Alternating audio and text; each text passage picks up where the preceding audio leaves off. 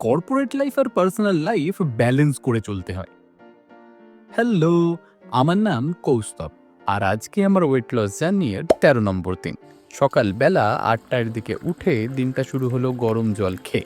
১ ঘন্টা পর ভেজিটেবল পোহা আর ডিম সেদ্ধ দিয়ে ব্রেকফাস্টটা সেরে ১ কাপ ব্ল্যাক কফি বানিয়ে বসে পড়লাম অফিসের কাজে।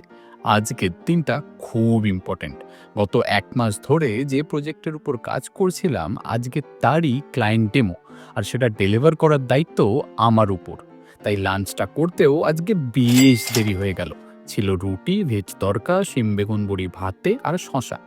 লাঞ্চটা সেরে আবার ১ রাউন্ড কাজ, আর কাজের ফাঁকে ছোট্ট একটা অ্যাপেল ব্রেক।